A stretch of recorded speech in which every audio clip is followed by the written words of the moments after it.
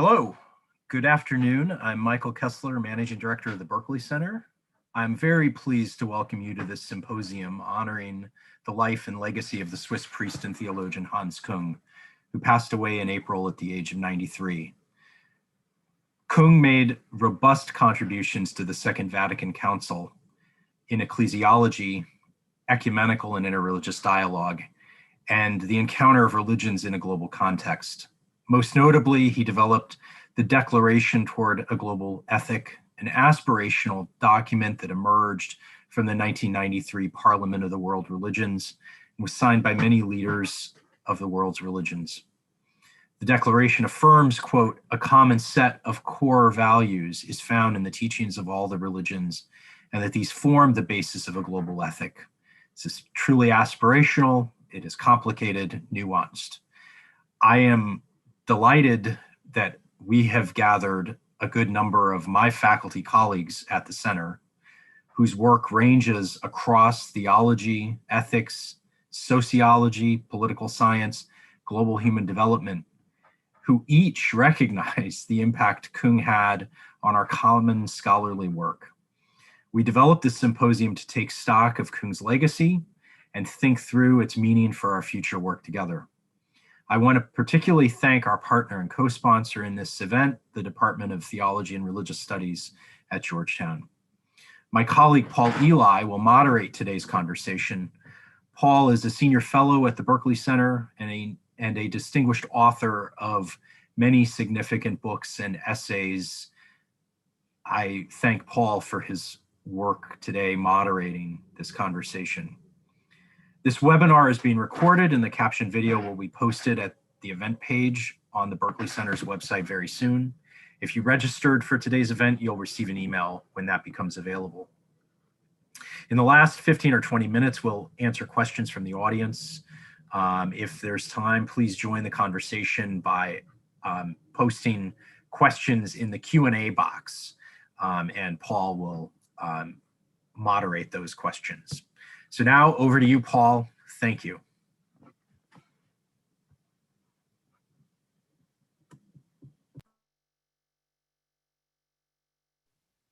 Thank you very much, Michael. Thanks to all who have tuned in, and thanks to all of you who will be watching later on the recorded video. As Michael said, I'm a senior fellow at the Berkeley Center. My work, I have a couple of books and also a fair number of pieces of long-form journalism about religion, and really that's my own point of entry into Hans Küng's life and work. I went to Fordham in the Bronx, where certain students read On Being a Christian the way, you know, the Whole Earth catalog was read elsewhere. It was just a foundational book that was dog-eared by certain students on a theological search. And when I was a senior, I was sitting in the library there, and the December 1986 Atlantic had an extraordinary cover story about the historical Jesus, Who Do Men Say That I Am, by Cullen Murphy, who's still an editor with the magazine.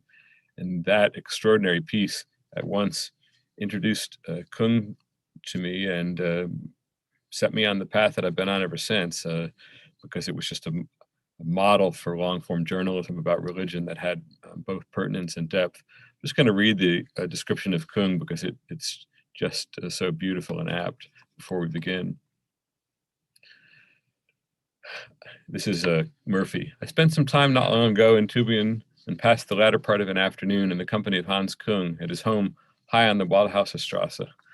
The decor had a contemporary citizen of the world sort of flavor. The furniture was modern and vaguely Nordic. The books on the shelves were in the 3 or 4 languages one might have expected. And the clothes on the master of the premises were timelessly mid-Atlantic. Dark blue, sport shirt, and chino pants.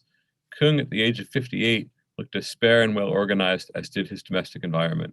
He did not seem any older that day than he was 10 years ago, when David Levine did a caricature of him for the New York Review of Books. The original was hanging framed in a stairwell.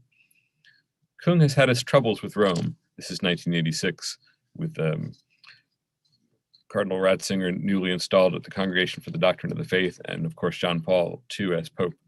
In 1979, Küng was forbidden by the Vatican to call himself a Catholic theologian, though he retains a professorship at Tübingen. Küng is also the director of his own ecumenical institute. Whenever Küng must refer to Rome, he puts a certain spin on the word. conveying the most potent form of contempt, the kind that is somehow empty of both sneering and dismissal. Anyway, that was my introduction to Küng, the person. And as the person who is least well-versed in Küng's work, I'll just try to stay out of the way here and direct traffic as our really distinguished group of colleagues and other scholars fill us in about what Küng did, what it meant, and what it means to us today. Our first speaker is Peter C. Phan. Peter's the inaugural holder of the Ignacio Ellacuria Chair of Catholic Social Thought in Georgetown's Department of Theology and Religious Studies, and also a faculty fellow at the Berkeley Center. His research deals with the theology of icons in Orthodox theology, with patristic theology, eschatology, the history of Christian missions in Asia, and liberation, enculturation, and interreligious dialogue. Peter, I turn to you to set up our appreciation of Küng's early work in particular. Thank you. Thank you very much. Welcome. And I am very pleased to be part of this conference, this webinar on Hans Küng. I'll be very brief on my knowledge of Hans Küng. I came to read his work for the first time in 1970 when I was studying in Rome. I read his book, Die Kirche, but it was translated to Italian. So that was my first introduction to Hans Küng theology, namely ecclesiology. Talking about his legacy, there are many ways of talking about, but I'd like to point out a few things. First of all theologians must learn how to write as clearly as Hans Küng. No neologism, no abstract long sentences. If you read Hans Küng, you know exactly what he means, even if you disagree with him. There's no way of hiding behind some convoluted theological system. For this, he has been accused of being called a journalist, but a journalist in the very best sense of the term, namely give you a snapshot picture of what ails the church and what's really good about the church. So that's the first legacy I'd like to draw from on Hans Küng: clear writing, attractive writing. In all his books, there's nothing that can be dismissed as obscure or obscurantist. The second legacy that I'd like to mention, if you read recent commentaries on Hans Küng's death and obituary, you find a kind of regret that he has abandoned Catholic theology and entered into the study of world religions. I find that is a very false dichotomy. Hans Küng's method of doing theology, namely dialogue, is what he has been carried out all his life, and not because he was forbidden by the Roman Curia, by the CDF to teach Catholic theology, and then he turned to religions. No, that his turn towards religion is a very consistent way of doing theology, namely doing theology in dialogue. A friend of mine, Perry Schmidt-Leukel, who is teaching at the University of Minster, in a very short essay on Hans Küng, has made this point extremely clear, that there is no inconsistency, no hiatus, no breaking away from what's doing. And the third thing I would like to say is that Hans Küng has the courage to say publicly what many of us thinking privately. I think there is a kind of hypocrisy among theologians, among us. We say, or even among bishops, they think one thing, but they say publicly another thing. That is anathema to Hans Küng. You may not agree with what he said, but remember that that's what he said publicly, and in a certain sense, he made good use of his authority, his even celebrity, to make the point that all of us saying subrosa among us, when we get together, have a few drinks, we say this and that about the church. Hans Küng said it very publicly. And finally, the one legacy that Hans Küng has left for us is the spirit of dialogue. Now, dialogue is not simply saying nice thing about each other to get, nice things about each other. He says it honestly, but he wants to learn. And dialogue with the church, dialogue with the laity, dialogue with other people of other religions, and that is what is continuous throughout his life. So that's my very brief remarks about Küng's legacy. Thank you very much. Peter, it's really striking that you mentioned the continuity between Küng's theological work and his interreligious work that's more typically associated with his later period. Can you give us a sense of just how bold or how original, and I think this is the case, his approach was when he was setting out, late 50s, early 60s, manualist theology is still ascendant, Latin is still the lingua franca in Rome, and along comes this figure doing things very differently. Take us back in time and let us see what Küng looked like at that moment, if you could. Yes, you remember that Küng got his philosophy and theology at the Gregorianum, the Jesuit, the best Jesuit university in the world. And therefore, the theology he absorbed was a theology we call pre-Vatican II theology. What makes Küng different is his historical method. That is a shift that was promoted later on at Tübingen, has always been at Tübingen, the emphasis on historical roots and historical development.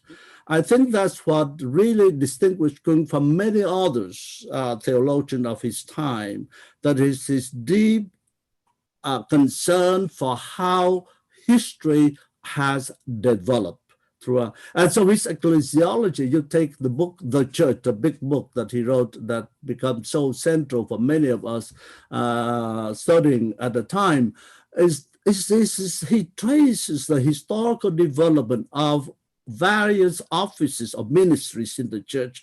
And that's how really liberate theologians. That's not simply, okay, let's learn what the church has taught. Whenever you see the word has been taught from very beginning, be suspicious, because they simply focus on one period and say, oh, this is the infallible, unchangeable, and so forth. Küng has done the service of showing how this doctrine has changes throughout history and therefore can change today.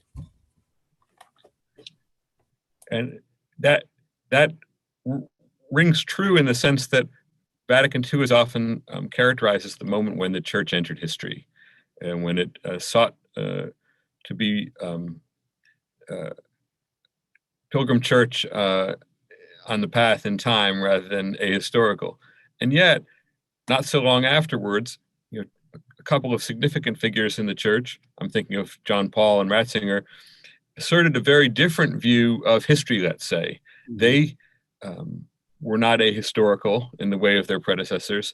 John Paul II in particular claimed a kind of historic destiny from Eastern Europe and as the first Polish Pope.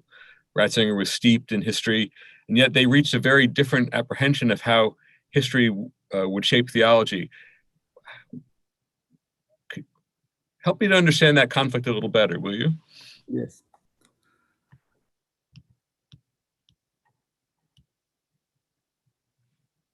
You have to unmute, I think. Of course, if you look at the writings of Ratzinger, for it's just to name one, you know that he was steeped in the history of Bonaventure, and then less so in Thomas Aquinas, but Augustine and Bonaventure, the other two foci of Ratzinger historical research. And yet at the same time, as you can see, how he did historical research, but taken one period as simply normative for every other following periods of church history. The focus on history is not necessarily a historical mindset. You do history and you can simply focus on one period, let's say Augustine or Thomas Aquinas or Karl Barth or some other as normative, as the one who has said everything. The historical mindset of Hans Küng is different from that. the tracing of development of history shows that doctrine developed. That's what he emphasized. Doctrine developed. There is a doctrinal development. The same thing that Karl Rahner one time said, it's impossible for us to use the word doctrinal development unless you accept history as the way we grow up, the way the world thinks, and the way we even think theologically. That is the difference between the two. Even though John Paul II, he studies John the Cross, we know that his dissertation at Pontifical University of St. Thomas Aquinas, we know that Ratzinger studied Augustine as his doctoral dissertation and his later writing for his Habiliton shift. But for them, any period can be fixed as the normative. Hans Küng just move on to say that is the way how we think, and that is it's very interesting. A work of his that very little mention is that his writing on Hegel's Christology. It has not translated to English, and nobody read it, but that's the way how he entered into the Hegelian understanding of history as the movement of our understanding of life, of things. Hearing you speak, I'm so interested in knowing what what colleagues have to say, because all of you in a significant way were formed by the legacy of this conflict between Küng, Ratzinger, John Paul, and their contemporaries. But meanwhile, so if you have comments on that, I'm interested in hearing them. But I'm thinking in connection with our next speaker, Catherine Cornille, and I'll kind of pose this, Catherine, so that you can see whether it's worthy of incorporation into your own remarks. Is Küng's interest in interreligious dialogue owing to his the historically minded character of his theology that Peter stresses, which would the journalist in me wants to draw a connection there, but I don't want to draw it in too facile a way, and so I'm just putting it out there. Thank you very much, though, Peter, and we'll turn now to Catherine Cornille, professor of comparative theology and Newton College alumni chair of Western culture in the theology department at Boston College, the author of numerous publications, including The Impossibility of Interreligious Dialogue from 2008 and Meaning and Method in Comparative Theology from 2019. Professor Cornille, thank you very much for joining us, and I'm eager to hear what you have to say about Küng and interreligious dialogue.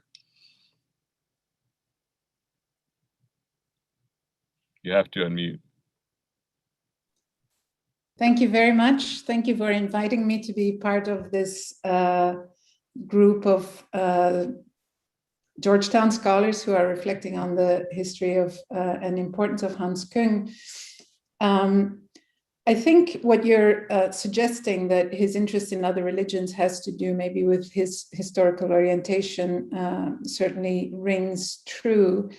You know, he was one of the first systematic theologians to really engage other religious traditions. So after Vatican II, there was a lot of interest among systematic theologians in theology of religions, which is sort of developing the Christian presuppositions for engaging other religious traditions. And that whole field has developed in different paradigms, and Küng was certainly also part of that discussion. So he certainly had his ideas on the question of salvation of non-Christians and the question of, is there truth in other religious traditions? So he certainly contributed to that discussion, but he went beyond that and actually engaged in dialogue with other religious traditions. And I think he's quite, for his time, he was quite unique in actually doing that. What's interesting also is that he knew he was not an expert. So he never became sort of a scholar of Hinduism or a scholar of Islam. So he engaged experts themselves. So in his book, Christianity and World Religions, each chapter gives first an introduction about certain salient features of the other religion by an expert in that tradition. And then Küng answers and gives a kind of feedback to those points from a Christian perspective. So he engages scholars of other religious tradition in what he describes as a kind of mutual critical engagement. So he allows other religious traditions to critically question Christianity, and then he responds also to those other religious traditions and what they have to say about various topics from an explicitly Christian perspective. So he never sort of became a pluralist in the sense of, you know, all religions are equally true or equally valid. He kept firmly a stance within the Christian tradition when he engaged other religious traditions. And, you know, he went on to compare Jesus with all the founders of other religious traditions and believed that Jesus Christ was still the norma normans, or the ultimate norm for discerning truth in other religious traditions. So he maintained this explicitly Christian position, but also allowed Christianity to be questioned by other religious traditions. And so, you know, in that sense, he can be seen as sort of one of the forerunners of the field of comparative theology, which is sort of a constructive engagement from within one's own tradition with the teachings of other religious traditions. And I would say, I mean, the field of comparative theology has really exploded since he opened the door, I would say. And, you know, what we see is more and more expertise developing within Christianity and other religious traditions, and more studies on detailed texts and practices of other religious traditions. So what we see is a, you know, growing specialization. But what I find refreshing when I look back to what Küng did was, you know, he didn't go into all the nitty-gritties or all the details of particular practices in particular places. So he remained within the big picture questions that in that sense still have a kind of relevance today. So, you know, he didn't necessarily go into texts that maybe nobody has heard of, but he, you know, broached the question of, can the Prophet Muhammad be considered as a prophet from a Christian perspective, which is a very big question, of course, and a very important one. And as far as I know, he was one of the first to open that possibility that maybe from a Christian perspective, we can also recognize Muhammad as a prophet within our own, you know, within our own understanding of prophecy, of course.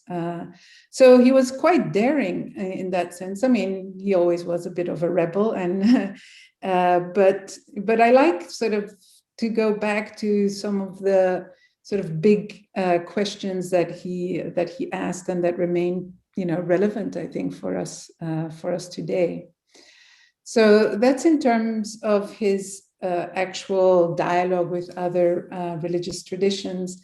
In terms of his theology of religions, I find that sort of slightly underdeveloped, sort of how the Christian position towards other religious traditions. So that field usually focuses on questions of salvation and truth in other religious traditions. And what's interesting in his work is that he did separate those two questions. So he believed that everyone can be saved. So no matter what religion you belong to, every religion can be what he called an ordinary way to salvation. And Christianity is the extraordinary way to salvation. But he didn't really develop that, I find, sort of in a satisfactory theological way. Sort of how can we understand the salvation in other religions in relation to Christ? That's something that he never really fully developed, unless my colleagues disagree with me on that. But I don't think that was done in a way that sort of answers sort of all the questions that have to be answered in theology of religions. I have a number of things to say about his world ethos, but I know that my colleagues will also talk about that, so we can come back to that maybe later. Thank you. And I didn't myself know this distinction between the ordinary way of salvation and the extraordinary way, and it's something that I hope to learn more about, especially because, if, as you suggest, it's not sufficiently well developed, that implies that others maybe will develop it further. A couple of questions from the really extraordinary sketch that you just gave. It was a remarkable time in interreligious affairs from a Catholic point of view, going from no salvation outside the church in, I guess, 1955 to Nostra Aetate, to John Paul and Assisi with other world religious leaders shoulder to shoulder in an unprecedented way. A two-part question here, I guess. How strong was Küng's influence on that movement? Was he shaping it, or was he a particularly gifted expositor of a general movement within sophisticated Catholic circles? And how much did it matter, this business that got so much attention in the papers, whether he was an official Catholic theologian, to his work in interreligious dialogue? Well, I think he was sort of part of a movement that was happening in the church. So I don't know if he was sort of one of the reasons why the church suddenly became interested more in interreligious dialogue, or how much he had to do with developments leading up to Assisi and so forth. I mean, there was a kind of openness to dialogue with other religious traditions, but very often that kind of dialogue stays on the level of mutual understanding and maybe collaboration with people from other religious traditions, and showing that you can, agree and get along as a sort of example for believers. But what he did, I think, was more than that. He was really interested in how religions could critically, question one another, and what we can learn from each other. And that's not always where the church has gone in interreligious dialogue. There's been more of a kind of pragmatic recognition that we have to get along because the world is pluralized, but the idea that there is something to learn from other religious traditions, I think, is something that he certainly believed, and that has then continued in an area of theology that's come to be called comparative theology, but that's somewhat different from where sort of the official church and developments in dialogue, I think, have been happening. Jose? Just unmute yourself. I think it's important to remember that he was the main editor of Concilium, and it was a journal that became crucial for ecumenical dialogue.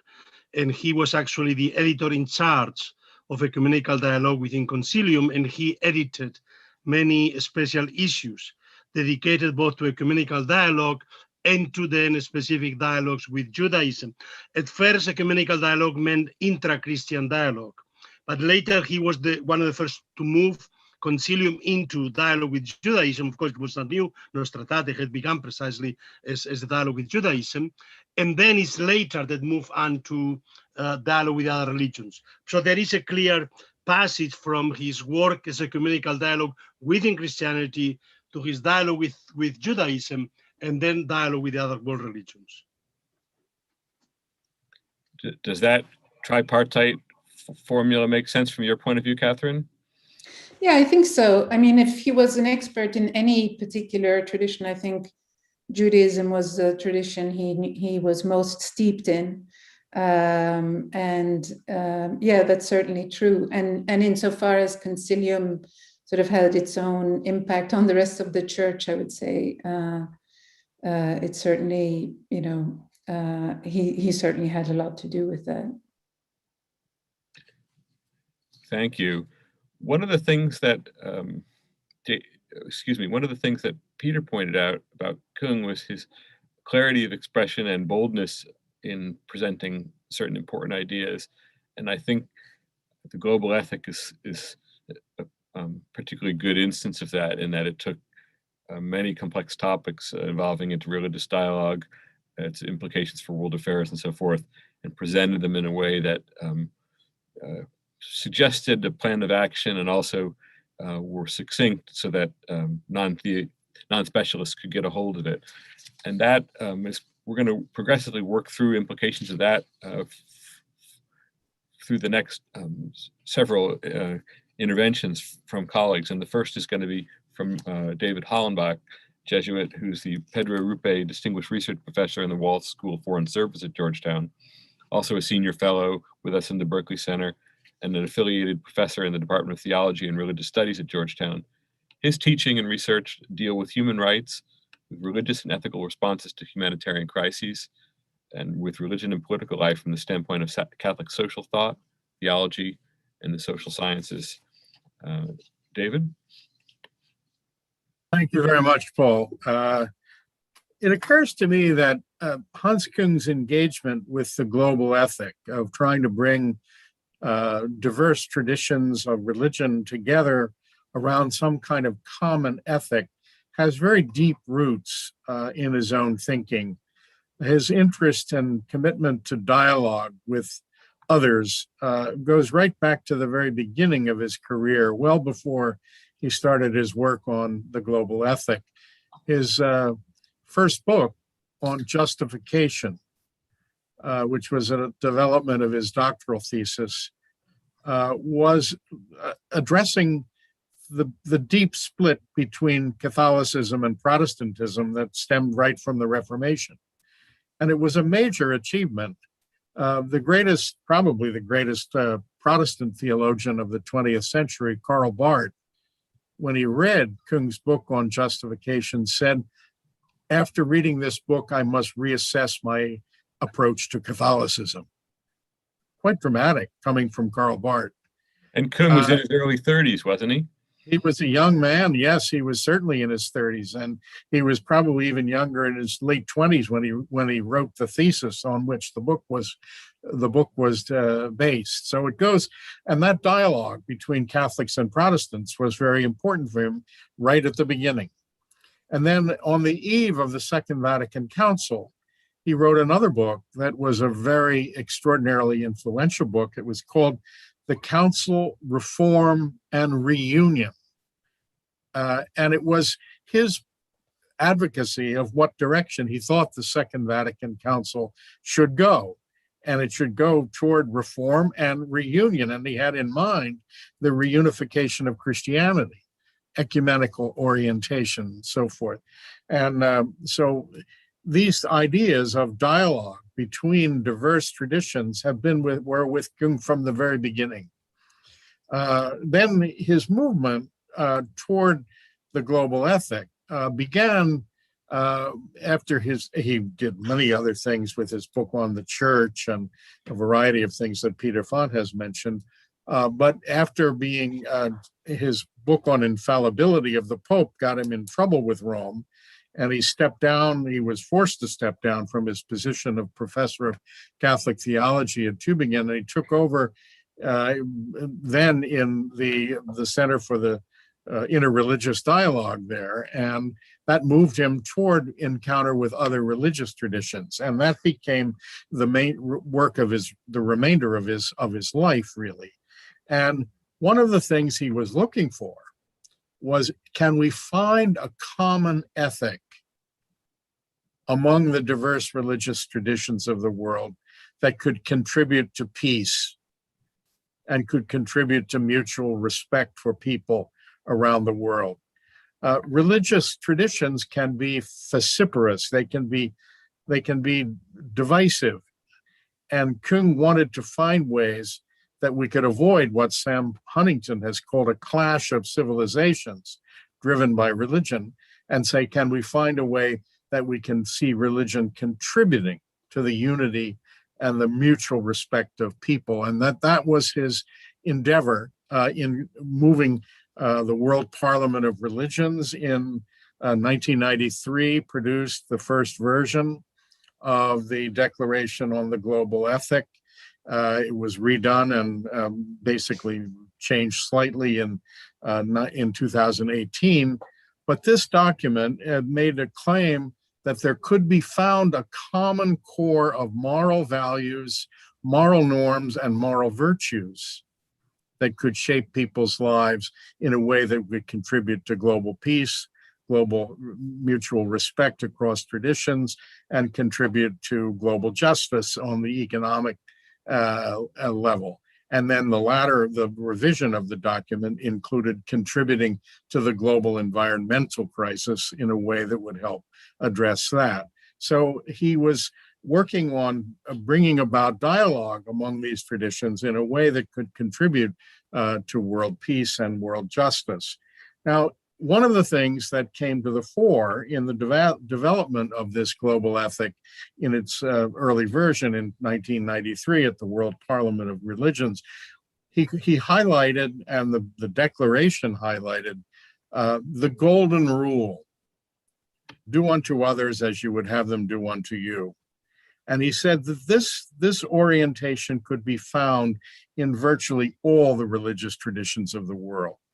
I could quote you different versions of that golden rule from different texts of different religions. I won't bother you with doing that. I can just assure you, though, that Küng showed that you could find a version of this mutual respect as a central moral norm in virtually all the religious traditions. And he said, therefore, we can say that all the religions of the world believe that we should treat others as we would have them treat us. And that this could generate a global ethical standard.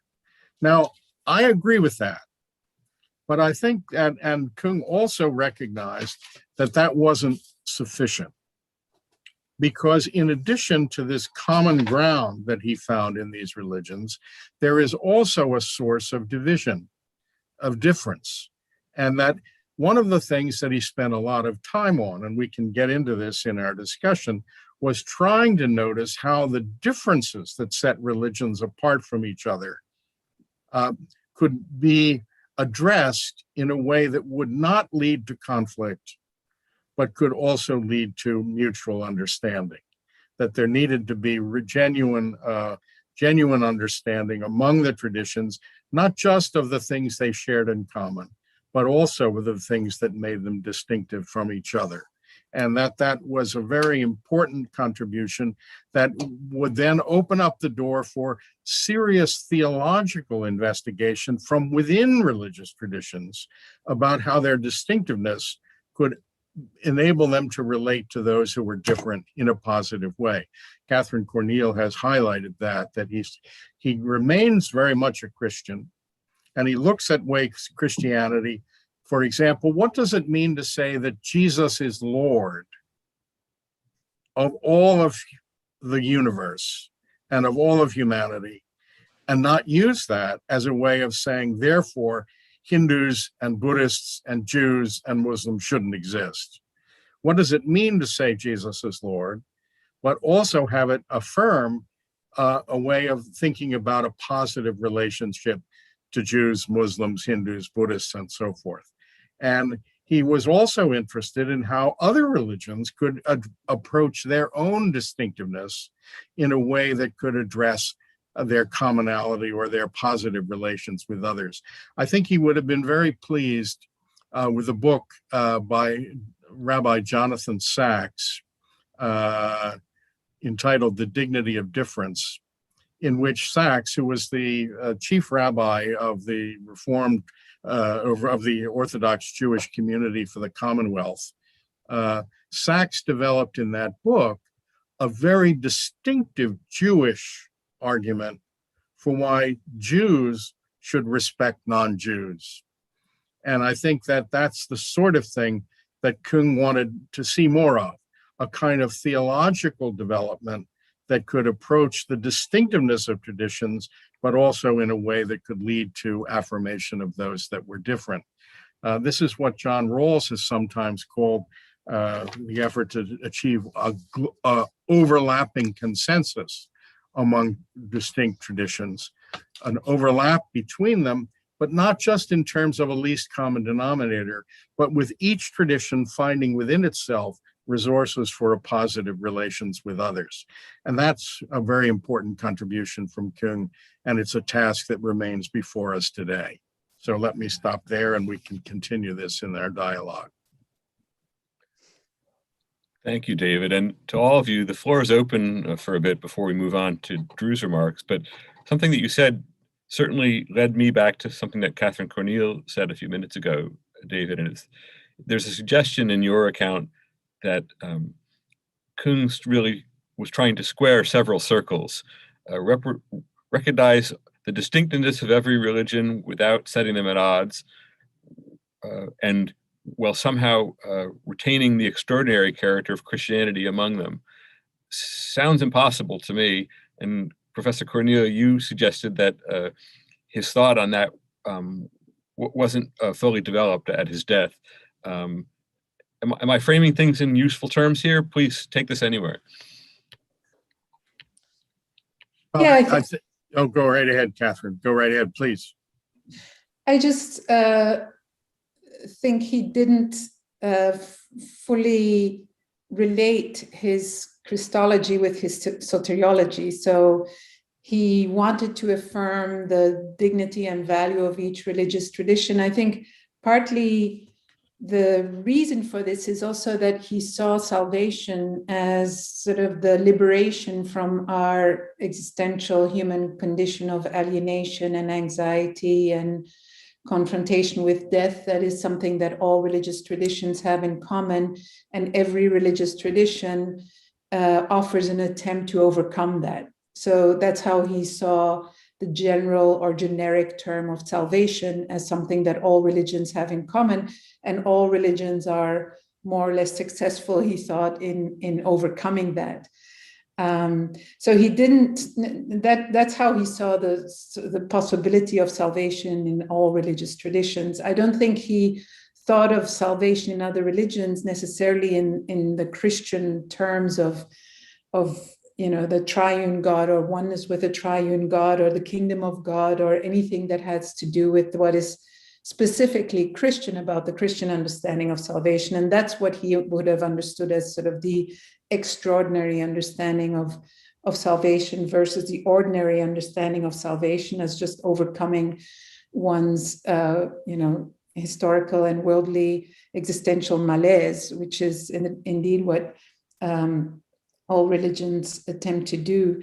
So what you see actually in a lot of theologians of his generation is also sort of a struggle to combine sort of just a historical comparison of religions and what they do and don't do, and then the more normative theological Christian or Jewish or other approach to other religious traditions. And I think he was sort of always trying to fit those two together, which they don't really, and other theologians have also struggled with that. And I think that's where he also was sort of going back and forth between the two frameworks or the two paradigms, and sometimes sort of not being able to bring them together. David, and then Peter, I'm interested if you have further thoughts on this as well. One very brief thought. I mean, this is a very, very serious theological issue. And it's being explored by numerous people today about how a religious community can be faithful to its own distinctive beliefs and affirm others without in a positive way. The Second Vatican Council, in its declaration on non-Christian religions, made an attempt at this. And it said, for example, though it clearly held, the Second Vatican Council is clearly going to affirm the truth of Christianity. But it also said there are rays of truth in all the other religious traditions. The phrase rays of truth, indicating that I think there is some truth to be found in other traditions, and that one can learn from these other traditions in a very positive way. That's not to say all religions are equal, or all religions are equally true, or equally false for that matter. But there have been others who've moved in a more radical direction that goes beyond what the council did, that basically saying all religions are like different paths up the same mountain, and they're all going the same place.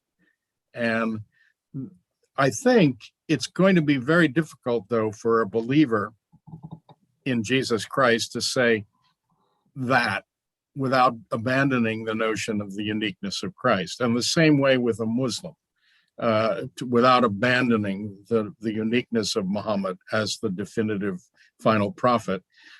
So asking a religious tradition to let go of its distinctiveness in order to affirm universality and comprehensiveness is it's a very big challenge. And I think neither Küng moved that way, nor did the Second Vatican Council. But how we go and achieve this is not an easy process. So I would just leave it at that, to say that this is an enduring challenge, and it needs to be explored. This is where the field of comparative theology and of interreligious dialogue has to move forward, and we haven't solved this problem yet. Peter?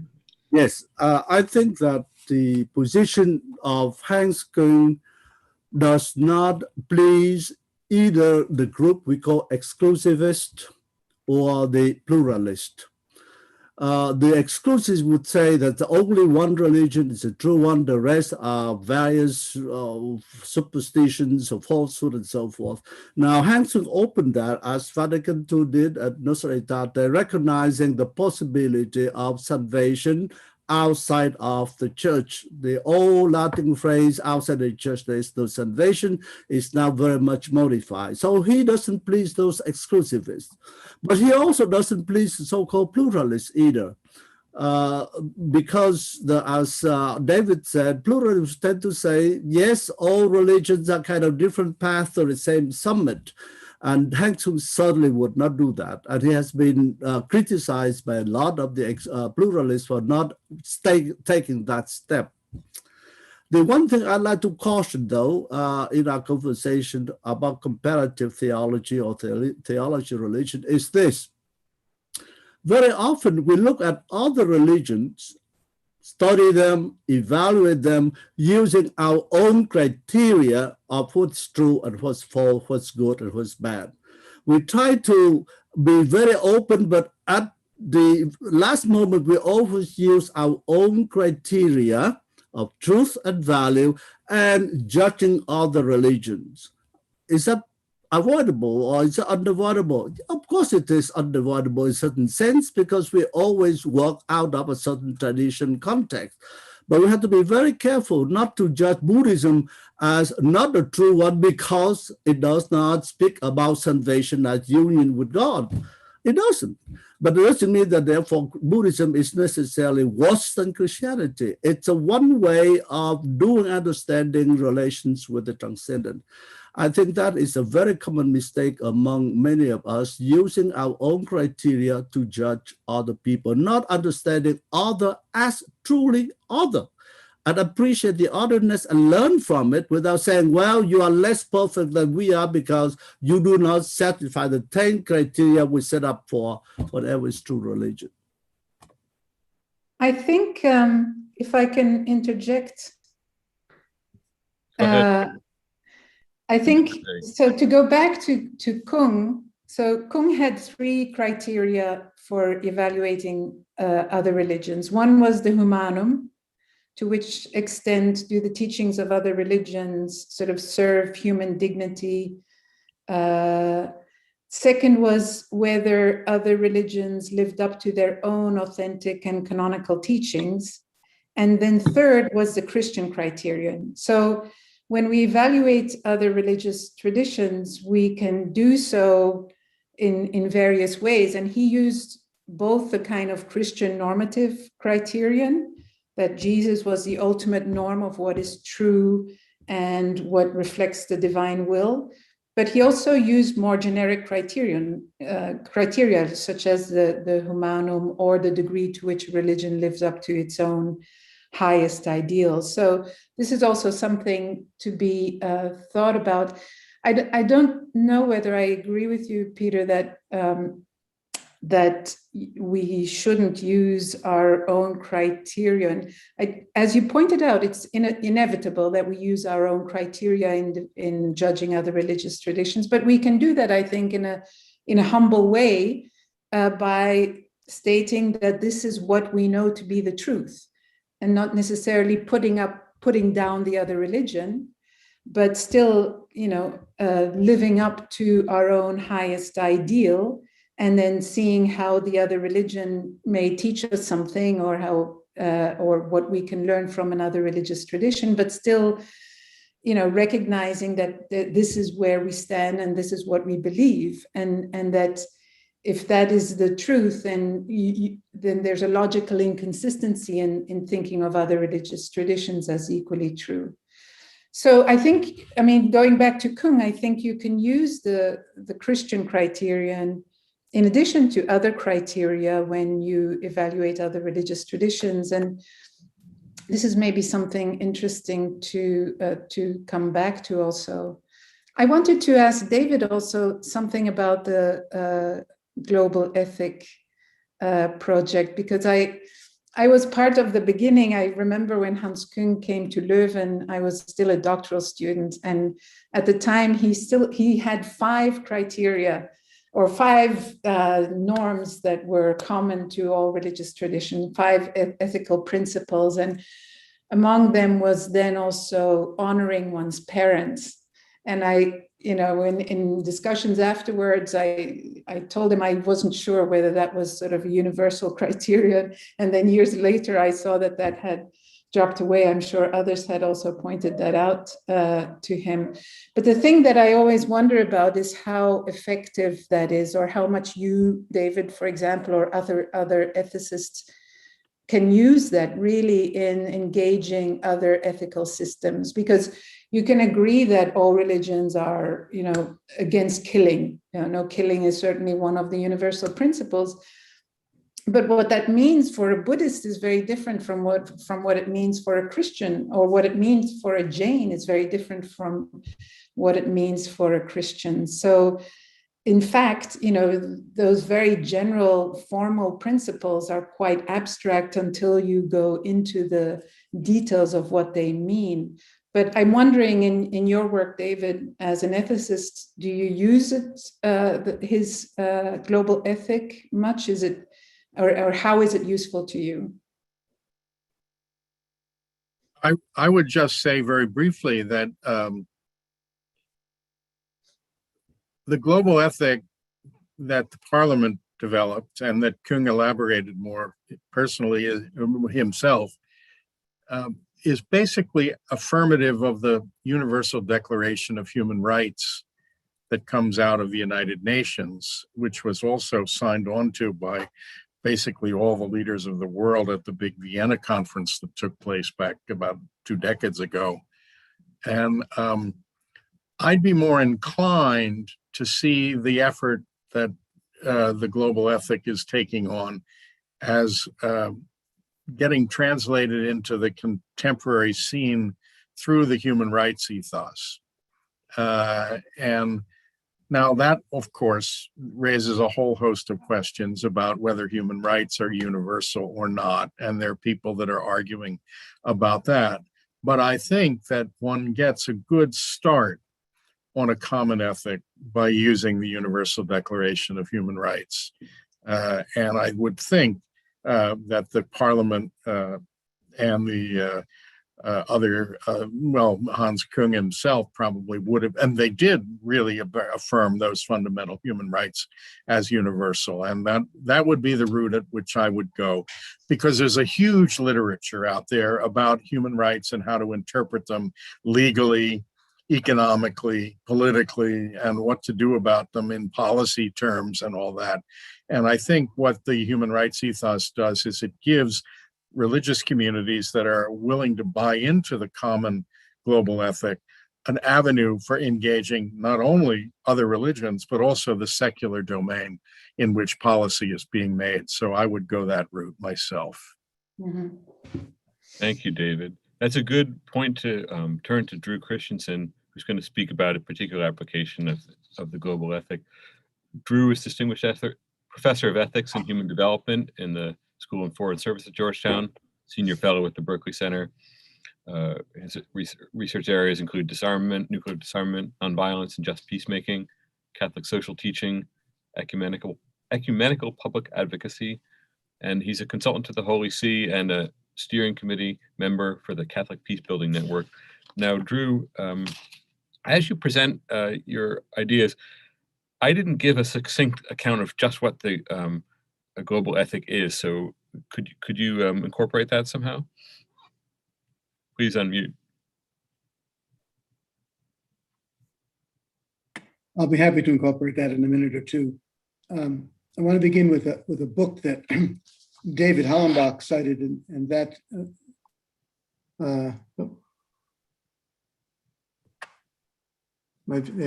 sorry. I want to start with a book that David cited, that is Church Reform and Reunion. The medieval and Reformation historian Francis Oakley categorized Küng as one of the new conciliarists, by which he meant the people of the time of Vatican II who didn't look necessarily at the council as superior to the Pope, but saw the council as an instrument of reformation, reform, and reunion. And it seems to me that that's a kind of agenda that continued with Küng, and that goes on with the church in any case. I mean, we've talked about some of his work on interreligious dialogue and ecumenism, and certainly the churches make great headway in ecumenism. And we have in Francis a Pope who is willing to voice his private opinions about ecumenism, telling Lutherans we shouldn't wait for the theologians to agree to go ahead and receive communion if we believe the same thing. And like Paul VI himself has renounced kind of a universal insight to issues of the day, arguing that all the communities of the church have to try to discern the signs of the times. But it seems to me that the agenda set there has continued to move ahead. Francis, for instance, working now on synodality, the next synod being on synodality finally, which advances another concept of the council. And it seems to me very important that the council itself, in articulating how it should be read, said the Constitution of the Church had to be read together with the decrees on ecumenism and interreligious dialogue, that they were integral to the understanding of the church. And as things have unfolded, that's happened. And that's where Küng's agenda was, in the unfolding of that agenda. He was ahead in many cases, and there are unfortunate clashes, I think. But that pattern that Oakley saw, I think, continues to work itself out. Now, I'd like to talk about two encounters I had with Küng myself, face to face. One was at the Woodstock Theological Center and a visit in 1978 when John Paul was newly elected Pope, and we were expecting a visit from Cardinal Küng, and they may have been actually visiting around the same time, but Küng kind of described Küng's kind of kingmaker role in introducing Wojtyła to the other council fathers. When you look at König's biography, it begins to make sense. He had, because Vienna was the last capital to be freed from communism before 1989, it had been a place where dialogue took place between the East and the West, and the Vatican used him as a shuttle diplomat going back East and West on church issues, and therefore he got to know the churchmen there, and that's how he came to know Wojtyła and proposed him for Pope. And when we met him, of course, the controversies hadn't taken place, but Küng was enthusiastic about Wojtyła because he was enthusiastic about Cardinal König's agenda. And what was that agenda? Well, it was partly to bring about the greater unity, practical unity of the Western Church in East and West, but also to promote greater church union. And he did that the rest of his career. Later on, he himself developed an interest in world religions and world cultures as a source of values, very much paralleling Küng's role that's more widely known. And he criticized John Paul to his face for his authoritarianism and the over-centralization of the church. So Küng introduced Küng to us as being the kind of person who made this transformation possible, not understanding all the weight it would bear on the Western churches in particular, and in himself especially. You then had a second encounter with Küng, a personal encounter? I'm sorry? You then had a second personal encounter with Küng? Yes, and the second one came a few years ago here at Georgia, on his last appearance here. And I don't recall which conference it was, but there was some discussion of natural law. And I told him there that there had been a document by the International Theological Commission in 2009, which he was unaware, that cited the work on global ethic. In fact, it's called In Search of a Universal Ethic, A New Look at Natural Law. It is an effort to relook at natural law, but it's very much inspired by the Declaration of the Parliament of Religion in 1993 and Küng's ongoing work.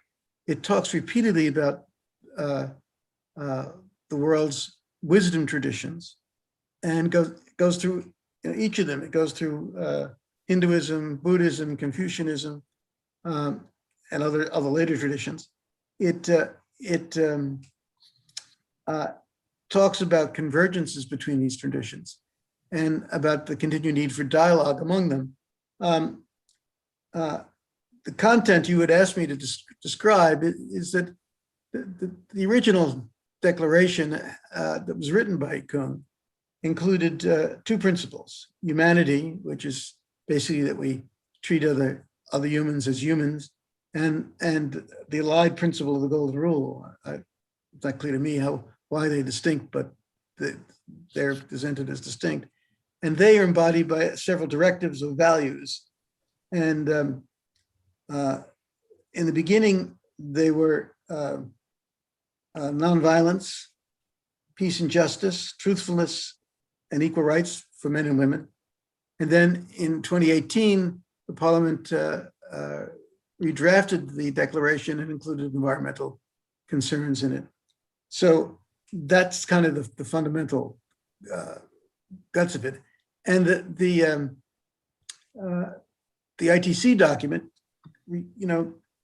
takes that up and it also takes up the Universal Declaration of Human Rights as a standard at a number of points in the discussion. On the other hand, it also alternates its application of this global ethic with a kind of a critique that you'd expect from more traditional Catholics. So it defends a more metaphysical approach against a more inductive experiential approach to ethics. It gives a little backhand to parliamentary approaches to religion and the place of drawing on religions themselves. And let me say that may have to do also with Vatican diplomacy on these issues. Küng had become an expert at the UN on these issues and then involved in the Dialogue of Civilizations from 98 on.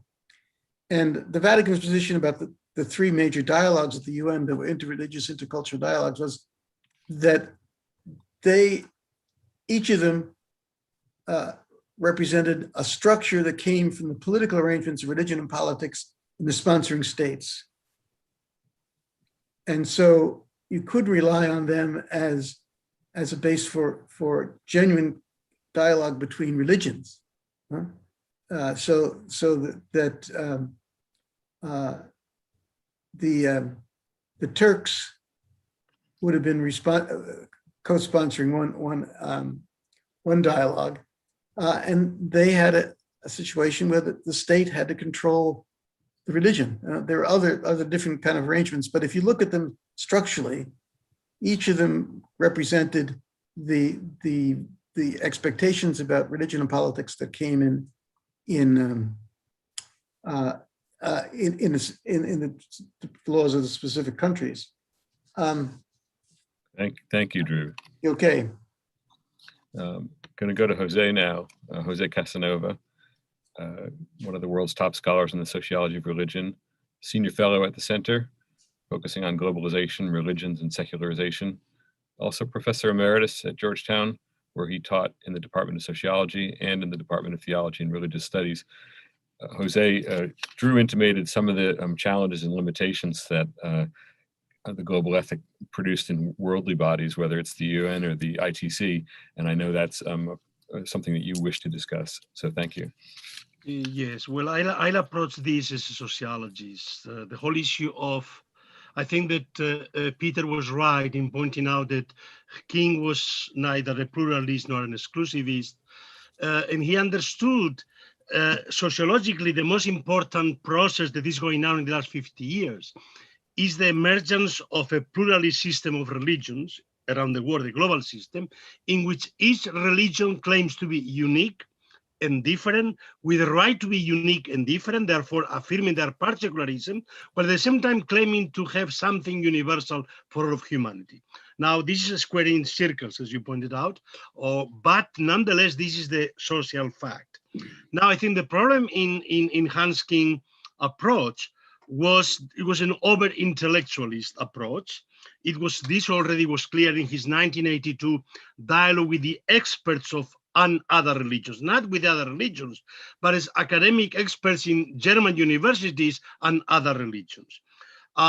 Then comes the issue, he recognized that the problem is the problem of truth and the different approaches or standards of truth. And he developed, as Catherine pointed out, the two different criteria. One, the truth that all of them have in common, which will be the truth of basically respecting the true humanitas, what he calls the true humanitas. But the other is the core truth, essential truth of each religion. And in the first case, he was too fast in accepting a common denominator without really going into greater analysis of the fundamental difference about the meaning of this common "thou shalt not kill" or "thou shalt not express or commit sexual impurity" or sexual immorality. I mean, once you get into the concrete is where the problems emerge. The other question was, of course, the dialogue was always dialogue between intellectuals. It was an over-rationalist approach and didn't take into account the need to bring into the real religious leaders and religious people. So he could have a dialogue with the liberal heretics of every other religion, but he could not have a dialogue with his own religion, with the officials of his own religion. And so, yes, he was basically avoiding a class of civilizations by creating actually classes within each religion. He very clearly saw it was easier to have dialogue with the liberals of each other religion with the conservatives of their own religion, because his own criteria of truth of his religion was too liberal in jettisoning all kinds of things that the religious people thought was essential to their traditions, but he was willing to easily get rid of trying to find something in common. So ultimately, there was also an over-intellectualist. It's common to German rationalist thought. It's even common to Ratzinger, certainly common to Habermas, and the discursive ethics. All three of them could have very nice dialogues with each other, but had difficulties really dealing with religious people of other traditions. And so I think that he was missing the emotive aspect of motivation. How do you motivate people to really work towards a global ethic? Because if the global ethic is this common denominator, then each religious person is going to say, but we already have these norms in our tradition. Our tradition even has higher norms than this. So, but the question is, how do you mobilize religions? And the idea of organizing social movements, something with obviously our Pope Francis understands much better. It's not enough to basically proclaim documents. It's important to motivate and mobilize people into social movements. And this was a weakness of his approach, despite the fundamental role he played in this global social process of precisely creating this system, pluralist system of world religions. Hearing you lay it out that way, Jose, of course, I'm thinking in a way of Pope Francis' recent visit to Iraq, which had a particular moment of dialogue with Islam, but also the limitations of, let's say, the Küng approach, in that in Islam in particular, the nature of official leadership is decentralized and scattered and rooted in different traditions and nations in a way that makes a bilateral dialogue really complicated. I'm not sure whether this bears on your remarks at all, Jocelyne, but I'm going to turn to you now because you're going to discuss Küng and his relationship with Islam. You hold the chair of religion and politics, and you're the director of research at the Edward Cadbury Center for the Public Understanding of Religion at the University of Birmingham, that's in the UK. At Georgetown, you're a senior fellow at the Berkeley Center, an associate professor in the practice of peace, religion, and conflict resolution in the Department of Government. And you're the T.J. Dermot Dunphy Visiting Professor of Religion and Violence and Peace Building at the Harvard Divinity School. Do some of the limitations that Drew and Jose raised in their different ways bear on Küng's openness or engagement with Islam? Actually, it does. And what I'm going to say will exemplify what was already raised by our colleagues here. I would like to insist on 2 points. The first one is, what was the reception of this huge piece of scholarship about Islam, past, present, and future, that was published in 2004 and translated in English a little later. Clearly, there was no discussion of this piece of work in the traditional, I would say, clerical establishment across Muslim countries. But there were some positions that I will highlight because they are interesting by, I would say, the Muslim scholars who are not automatically specialists of the Islamic tradition, but who have a continuous public presence on Islam, and especially in the West. So the first thing that came is lots of appreciation, because they saw it for the first time. Usually they are very suspicious of any kind of work coming from Western scholars on Islam, but they say this is really a piece of work that tries to be objective, and it is done from the point of view of a Christian believer. So we cannot accuse Hans Küng to be apologetic, because this is again taken into a discourse on Islam, either you are pro or contra. So they appreciated that. And there were a few elements of surprise in the way that with his Christian outlook, he was looking at the Islamic tradition. And they say he got something right, that Islam is the religion of the book, opposed or contrasted to Christianity that was more a religion of the people. And so they were very appreciative of his focus on the centrality of the book, of the written word, of the relationship of the man to this revealed text.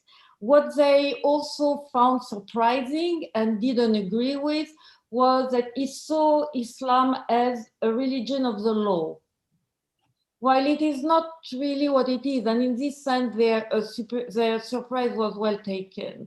They argue you have 6,600 verses in the Quran, maybe 600 of them deals with law, and not even with social law, but laws of rituals and purity, so related to the person. So how did we come to be seen as the people of the law, of the religious law? So that was also an interesting debate. And the point that created the most uneasiness was the call from Hans Küng perspective to paradigm change and the use of historical tools to read the text. And until now, this is a big, big sensitive, I would say even taboo topic, even from this particular kind of intellectuals or Muslim thinkers. The discussion becomes clear when we look at the positions vis-a-vis this declaration toward the global ethic, because some Muslims were present during this opening or launching of this declaration. And here you have really 2 different positions. One is rejection, and it goes indeed with the more traditional approach to Islam, there was a shir from Egypt, Ghazali, and I just want to cite it because I cannot say it better than that. He said that he welcomed an initiative about global ethics, but at the same time, that's what he said, when I learned that the Parliament of the World Religion has opened its door for the participation of both believers and unbelievers, I got very uneasy. To consider, or even to consider such a claim, is to consider that the belief in God as is a side issue or an issue altogether unrelated to ethics. And that you see right there emerging a hierarchical vision of what is ethics. That this shir was saying, I'm okay to dialogue with other religious representatives, and he said it clearly. He said, by the way, this has never been an issue in Islam, and he is theologically and historically right. What he could not accept is the fact that the non-believers were also part of the discussion. So this was a rejection, and I think that until now, we cannot say that this global ethic approach has resonated with most of the traditionally trained Muslim authorities. But it has resonated with the political actors that often dress themselves as representative of Islam, and lots of them are part of this Parliament of World Religion. And I want to finish up with two acceptation with condition that for me also are significant of the tension and uneasiness. The one is from Chandra Muzaffar, who is still alive, with the Malay reformist, liberal scholar of Islam. And he said something very, very clear. He said, this global ethics approach makes sense if we look indeed at the perspective of human rights. And there is nothing in Islam that cannot be accepted within this, that can be, there is nothing in Islam, opposed to this humanum, like Catherine was mentioning. But what is missing is a communitarian element. Muslims are still attached to a communitarian dimension of rights, and this is not happening. And the second one, and he died recently, is Talbi, a scholar from Tunisia, that he said, I don't know what is global ethics really. If it's a neutral level of ethics, I have a hard time finding my position in there, because for me, the relationship to the transcendence remains central. So you see that here we are, at least at the point of view of Muslims, and even the more engaged in this kind of dialogue, lots of limitation. And I will finish on one sentence that comes from Küng, actually. I think part of the problem is that there are lots of Christians who are specialists of Islam, but there are very few Muslims who are specialists of Christian theology. And also this creates, even in this little realm of the educated, a kind of discrepancy that has not been bridged yet. I'll stop. Thank you, Jocelyne. You mentioned in particular the pertinence and at the same time the difficulty of the global ethic for human rights, and that's part of the topic that Katherine Marshall is going to take up in her remarks. Katherine is Senior Fellow at the Berkeley Center, where she leads the center's work on religion and global development, and a professor of the practice of development, conflict, and religion in the Walsh School of Foreign Service. She helped to create and now serves as the Executive Director of the World-Based Development Dialogue, and is also Vice President of the G20 Interfaith Association. As Katherine delivers her remarks, for the rest of you who I hope will interact after that, there are a few questions that are coming in the chat. Who specifically did Küng engage with in interfaith and interreligious dialogue? Who were his dialogue partners? Did he insist on being a kind of first among equals in his efforts, partly owing to his fame? And did his fame go to his head in the way that George Weigel suggested in First Things? So those are questions for you all to have in mind as Katherine speaks on the pertinence of the global ethic for human rights, peace building, and practical religious engagement. Katherine? This is a fascinating discussion because I think each of us sees this, if you could describe him as an elephant, from very different perspectives. My own perspective, and I'll discuss it in a fairly personal way, is coming into thinking about the roles of religion in global affairs around 1999. And the influence of Küng was very substantial. And I interacted with him in a fairly wide variety of settings. But I think there were at least 3 or 4 very large challenges that were taking place around that time and that continue to this day. I think the first one was, what is interreligious dialogue about? Is it kumbaya, blah, blah relationships, or is it about life and death? And by the time of the Parliament of Religions, that was the first one, the first large meeting that had taken place since 1893, the questions around peace were at the center. And so the Hans Küng triptych of no peace without peace among religions, and no peace without dialogue, and so forth, was very much on people's minds. And I think in what we call the interfaith dialogue, interreligious dialogue, that remains a very central issue. And people keep coming back to it because in many ways, interreligious dialogue is to some extent about love and rights and the common good. It's also about survival and peace.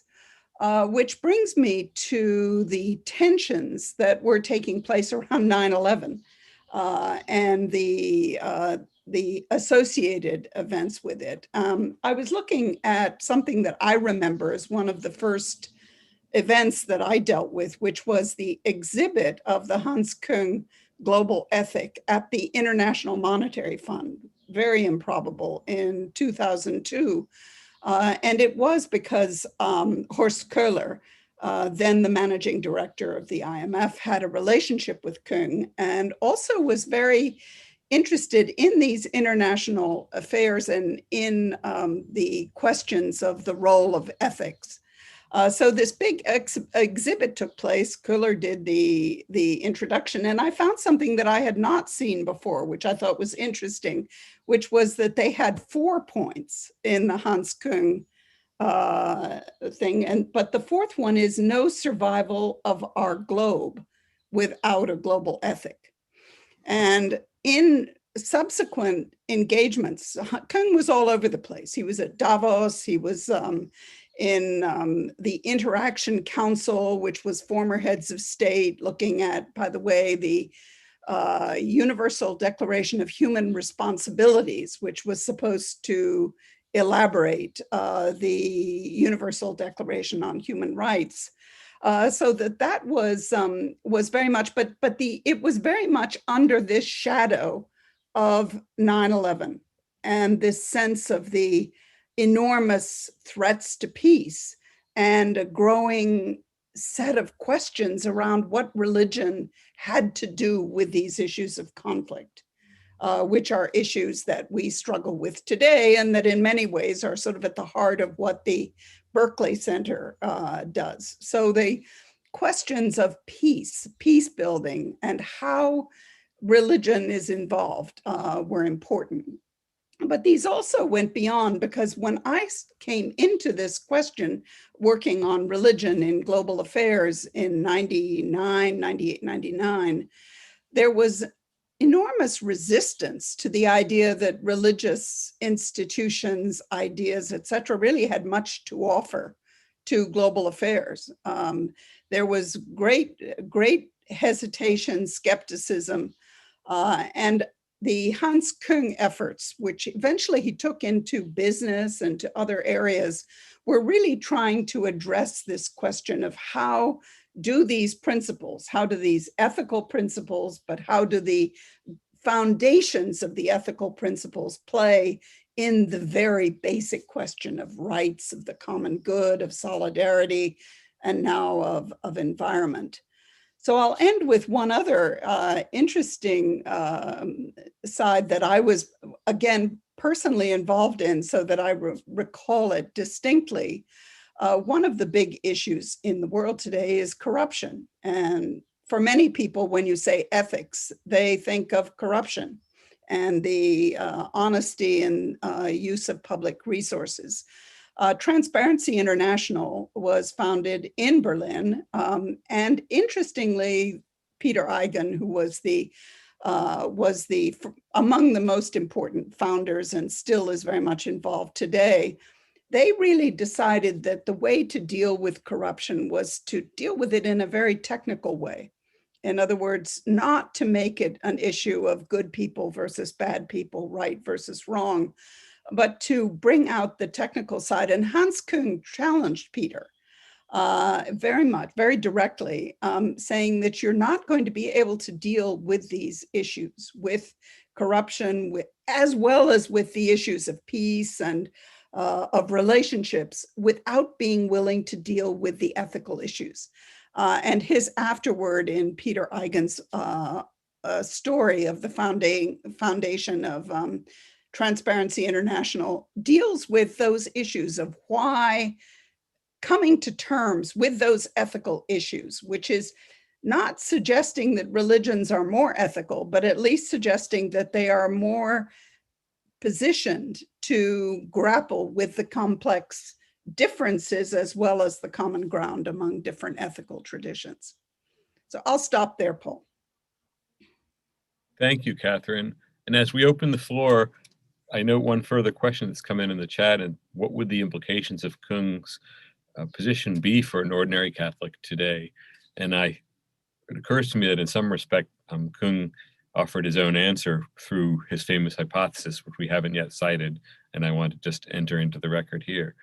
No peace among the nations without peace among the religions. No peace among the religions without dialogue between the religions. No dialogue between the religions without investigation of the foundation of the religions. So I turn to any of you as we move toward a conclusion. Final thoughts, answers to the questions from the audience.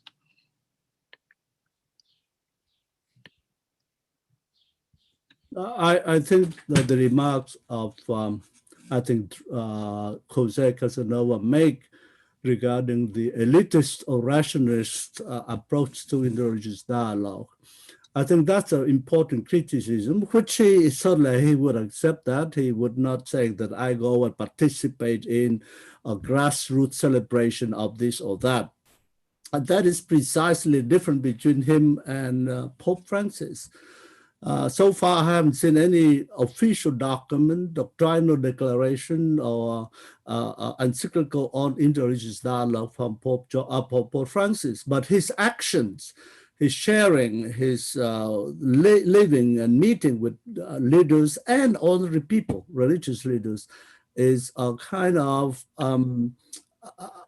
complementation or even enrichment of the kind of dialogue that Hans Küng was trying to promote.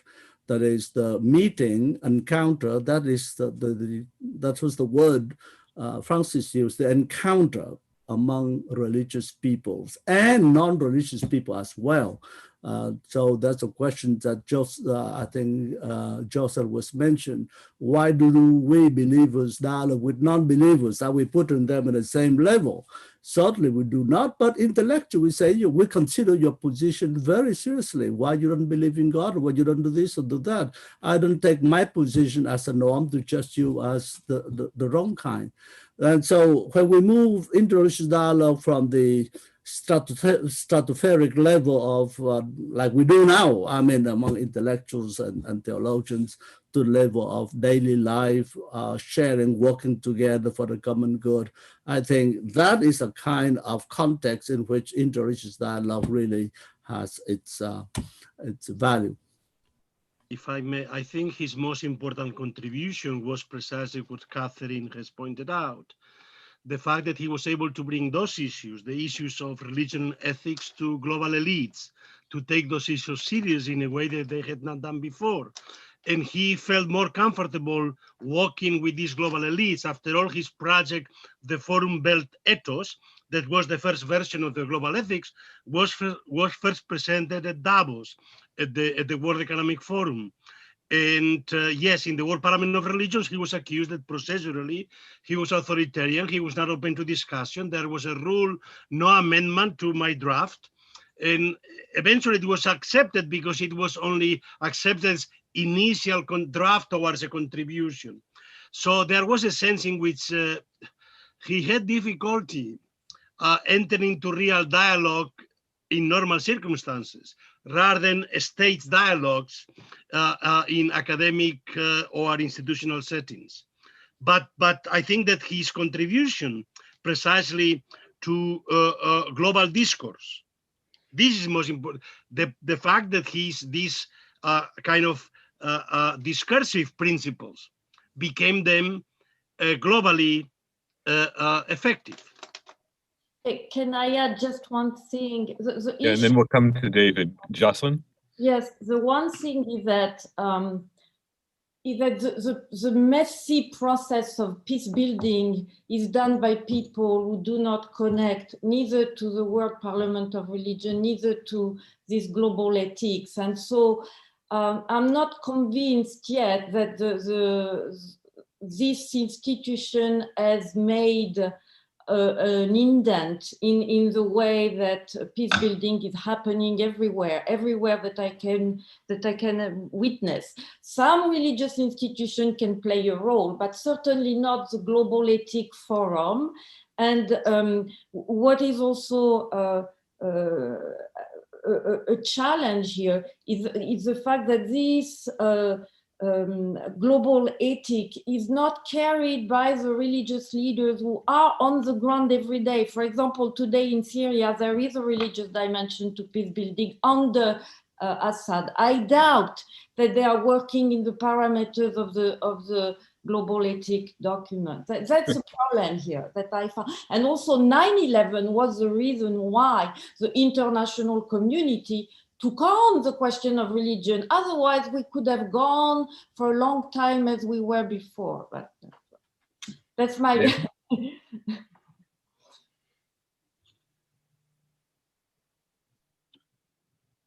I agree with the second part, not necessarily with the first, but we'll have to have another session on that. David, you had something to say? Well, I was just going to say that this dialogue between traditions needs to take place on multiple levels, as I think Jose was indicating a few minutes ago. And Küng's level of with the elites is important, but how to bring these kinds of concerns into the day-by-day life of believers in various communities around the world is a very big challenge as well. And I mean, Pope Francis in the Catholic community is doing some good things in this regard. So is the Sant'Egidio community. But there are a lot of other areas where it's not working as well, because I mean, there's a lot of nationalism that isn't compatible with this kind of global ethos that is present among religious believers in a number of parts of the world, including the United States, including Christians, including Roman Catholics in the United States, evangelicals, and how to get this ethos into the fabric of the religious communities is a very important challenge too. And that's another topic that we should further consider, it seems to me, down the road. Drew or Professor Cornille?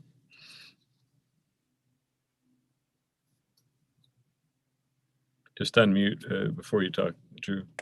Yeah, I'll pass at this point. I think I agree with what's been said.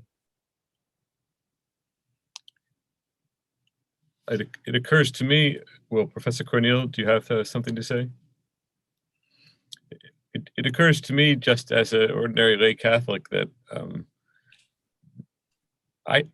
my experience is that we are living interreligious encounter in our daily lives, perhaps to a degree much greater than Küng in his study or Pope Francis in Casa Santa Marta are actually doing.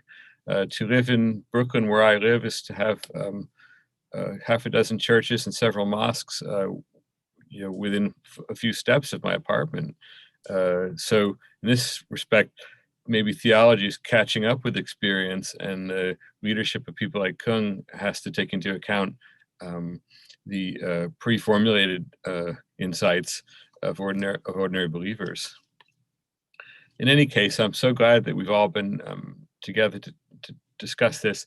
I hope everyone felt that they had ample time. It's awkward with so many participants, and